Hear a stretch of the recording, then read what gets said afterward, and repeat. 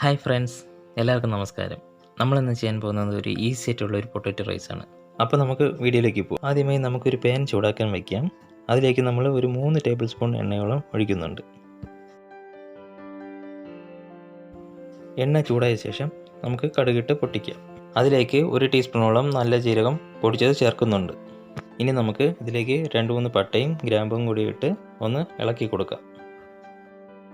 ഇനി ഒരു 2 വറ്റൽമുളക്, അതിലേക്ക് കുറച്ച് കരിവേപ്പില, അതിനുശേഷം നമ്മൾ 1 ടേബിൾ സ്പൂണോളം ഇഞ്ചി വെളുത്തുള്ളി പേസ്റ്റ് എടുത്ത് അതിൻ്റെ പച്ചമണം മാറുന്നവരെ ഇതേപോലെ വഴറ്റി കൊടുക്കുക. ഇതിലേക്ക് നമ്മൾ ഒരു മീഡിയം സൈസ് സവാള ക്യൂബ്സായി അരിഞ്ഞത് ചേർത്ത് കൊടുക്കുക.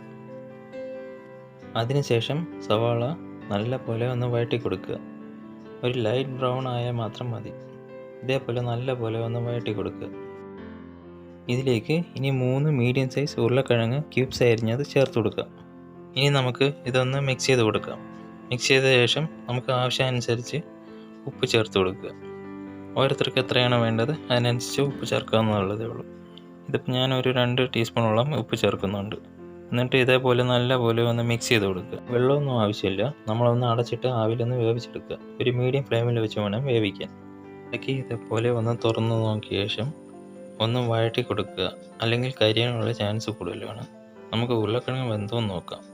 ഇതിപ്പോൾ വെന്തിട്ടില്ല. അതുകൊണ്ട് നമ്മൾ ഒരു 2-3 മിനിറ്റും കൂടി ഇതേപോലെ അടച്ചിട്ട് വേവിക്കുക. ഒരു 2-3 മിനിറ്റ് കഴിഞ്ഞ ശേഷം നമുക്കിതൊന്ന് തുറന്ന് നോക്കാം. ഇപ്പോൾ തുറന്ന് നോക്കാം.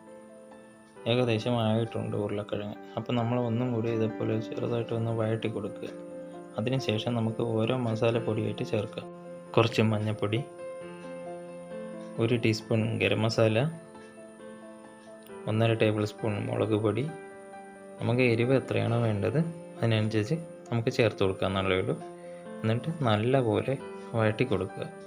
എന്നാൽ മാത്രമേ നമുക്ക് ഈ മസാല ഉരുളക്കിഴങ്ങും ഉള്ളിയിലും പിടിക്കത്തുള്ളൂ. അപ്പോൾ നമുക്ക് ചോറിന് ആ ഒരു നല്ല ടേസ്റ്റ് ഫ്ലേവറും കിട്ടത്തുള്ളൂ. അപ്പോൾ 2 കപ്പ് റൈസാണ് ഞാൻ എടുത്തിരിക്കുന്നത്.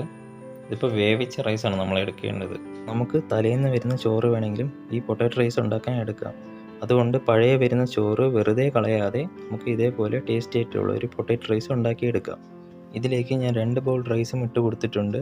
എന്നിട്ട് അതിന് ശേഷം നമ്മൾ ഇതേപോലെ കുറച്ചായിട്ട് മസാലയും ചോറുമായിട്ട് മിക്സ് ചെയ്യുക.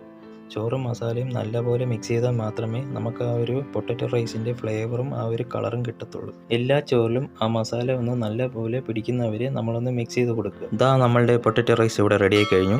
അപ്പോൾ നമുക്കിതിൻ്റെ ടേസ്റ്റ് നോക്കാം എങ്ങനെയുണ്ടെന്ന്. കുറച്ച് ഉപ്പിൻ്റെ കുറവുണ്ട്. അത് കാരണം ഞാൻ കുറച്ച് ഉപ്പ് ആഡ് ചെയ്യുന്നുണ്ട്.